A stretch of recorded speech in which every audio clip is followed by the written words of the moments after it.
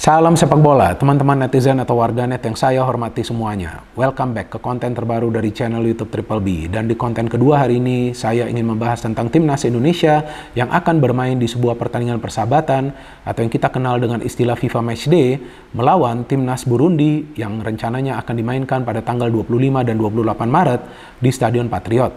Seperti yang kita pahami teman-teman bahwa terakhir kali timnas Indonesia bermain di sebuah pertandingan persahabatan itu adalah tahun lalu lawan timnas Curaçao yang ketika itu timnas Indonesia berhasil meraih 2 kali kemenangan.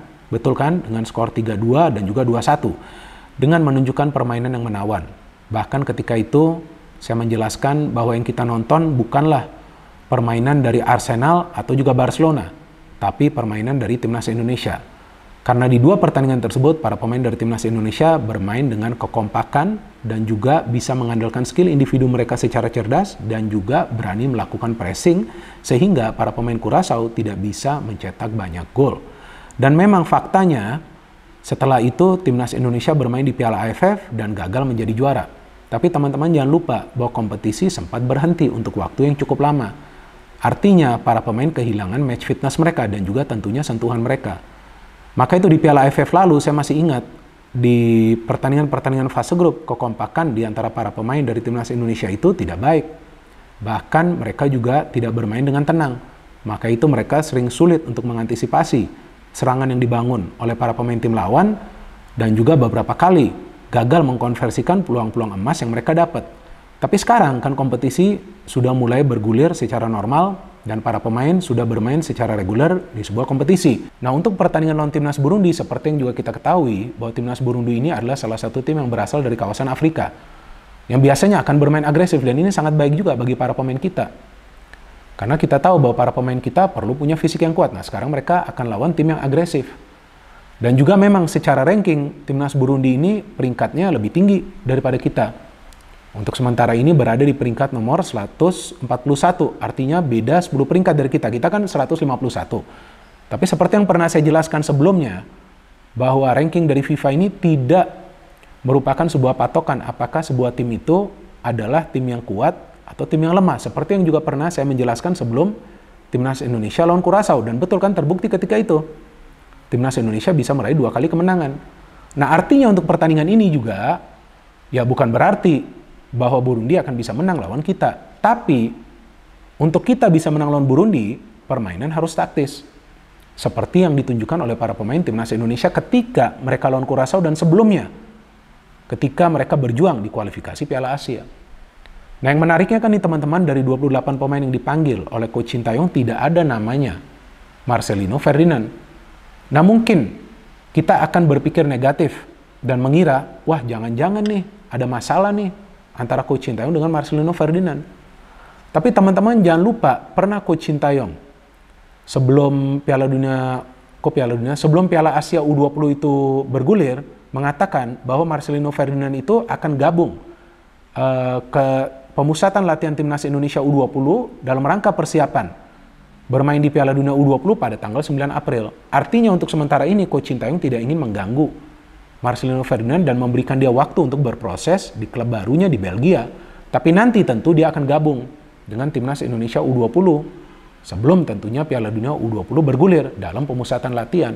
Tapi kan yang menariknya bahwa Coach Sintayong juga memberikan kesempatan kepada beberapa pemain baru dan juga pemain-pemain muda untuk gabung dengan timnas Indonesia senior. Dan itu sangat penting teman-teman, apalagi pemain-pemain muda seperti Zaki Ashraf, Doni Tripamungkas, Muhammad Ferrari, dan juga Dava Fasya. Dava Fasya ini kan mainnya bagus banget di Piala Asia U20 kan.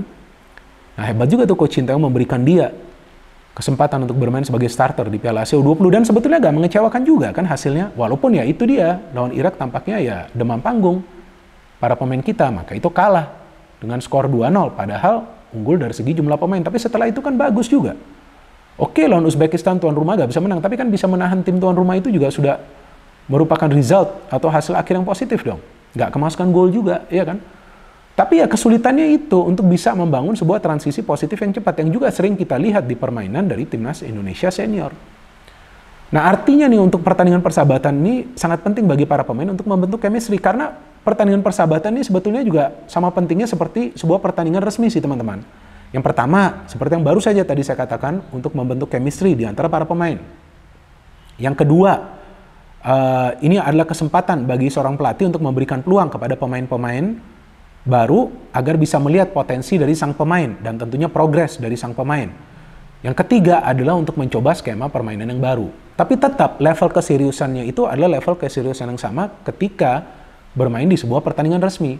Kenapa? Agar para pemain kita bisa membentuk apa yang pernah saya katakan istilahnya winning mentality. Jadi di setiap pertandingan itu harus bermain untuk meraih kemenangan. Jadi mental itu adalah mental untuk meraih kemenangan. Jadi ketika sudah bisa membentuk winning mentality, otomatis mentalnya akan semakin kuat untuk membentuk mental juara. Jadi setiap pertandingan itu harus dimainkan dengan serius oleh para pemain dari tim nasional Indonesia. Selain juga memberikan kesempatan kepada beberapa pemain muda, Coach Sintayong juga memanggil 6 pemain dari Persija. Nah, ini adalah bukti bahwa Coach Sintayong adalah pelatih yang profesional, padahal sebelumnya kita tahu pernah juga ada friksi atau mungkin juga salah komunikasi antara Coach Sintayong dengan pelatih Persija Thomas Doll. Betul kan, ketika dia memanggil banyak pemain Persija untuk Timnas Indonesia U20. Tapi kita lihat profesionalisme dari Coach Sintayong. Dia tetap memanggil pemain-pemain dari Persija, bukan berarti dengan sebelumnya tidak ada kecocokan atau salah komunikasi dengan Thomas Doll, ya udah jangan panggil pemain dari Persija, kan enggak. Yang dipanggil adalah 6 pemain. Bahkan Rico Simanjuntak sekarang kembali dipanggil Timnas Indonesia Senior. Ya kenapa? Karena dia melihat progres dari pemain tersebut. Jadi inilah pelatih yang profesional. Jadi gak ada tuh yang namanya like or dislike. Enggak. Yang penting adalah demi kebutuhan dari Timnas Indonesia. Kenapa? Karena yang diinginkan adalah kemajuan dari Tim Nasional Indonesia. Yang tentunya perlu juga nanti diimbangi dengan kemajuan dari kompetisi Liga Indonesia. Jadi ya dengan memanggil 6 pemain dari Persija ini tentu tampak Coach Sintayong memanggil pemain-pemain yang sekarang memang lagi perform. Dan kita tahu Persija dalam beberapa pertandingan terakhir tidak bisa memainkan semua pemain asing mereka. Hansa Muyama dipanggil kembali, betul kan, Doni Tripamungkas, Muhammad Ferrari, Witan Sulaiman, Rico Simanjuntak. Ya kan, ini kan sudah cukup banyak pemain yang sekarang dipanggil, yang perform lah di Liga 1.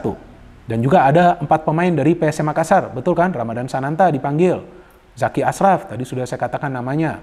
Sayuri Brothers, Shane Patinama, pemain keturunan yang telah dinaturalisasi juga siap melakukan debutnya. Nah ini kan penting nih. Kita punya lagi nih pemain keturunan.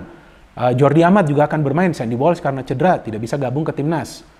Kemudian ada pemain-pemain lain yang dipanggil. Tapi hal unik lainnya nih, bahwa dipanggilnya Dava Fasya nih, ke Timnas Indonesia Senior. Saya gak yakin bahwa dia akan diberikan kesempatan sebagai starter. Tapi dia sudah dipanggil juga, sudah bagus kan. Walaupun ya banyak juga yang menginginkan bahwa ayo dong dipanggil juga Teja Paku Alam ke timnas, dipanggil juga Riza Arya. Kita juga harus memberikan kebebasan bagi sang pelatih untuk menentukan pilihan dia, teman-teman. Tentu dialah yang paling tahu daripada kita ya. Tapi gak masalah kita memberikan masukan kita kan. Jadi yang dipanggil penjaga gawang kan Nadio, Syarul, dan juga Dava Fasya. Kemudian kita tahu Elkan Begat sekarang bisa bergabung lagi dengan timnas kan. Nah saya ingin nonton nih Elkan Begat dan Farudin Arianto serta Jordi Amat nih main nih di skema 3 center back. Wah ini yang ingin kita lihat kan. Dan ada juga Witan Sulaiman dan Egy Maulana Fikri dipanggil walaupun performa mereka di Liga belum memuaskan. Betul kan, di Liga 1 kan mereka belum memuaskan. Tapi ya memang mereka merupakan bagian dari skuad Timnas Indonesia Senior untuk waktu yang cukup lama. Gak ada masalah juga menurut saya mereka dipanggil. Yang nanti kita perlu lihat adalah permainan dari Timnas Indonesia. Jadi targetnya itu adalah untuk meraih kemenangan dengan winning mentality. Tapi bukan berarti bermain dengan beban untuk menang. Nah itu beda loh teman-teman. Jadi jangan salah paham. Nanti dibilang, waduh ini buat apa sih harus menang di pertandingan persahabatan? Kenapa harus ada beban untuk menang? Enggak. Tapi targetnya adalah untuk bermain dengan level keseriusan supaya bisa meraih kemenangan. Jadi beda jauh konteksnya. Supaya apa? Supaya mental mereka semakin kuat. Supaya bisa membentuk apa yang kita kenal dengan istilahnya itu mental juara. Nah sekarang kita tinggal tunggu kalau formasinya dengan 3 center back, nah siapa-siapa nih yang bermain di tengah, ini kan menarik juga nih untuk kita tunggu kan.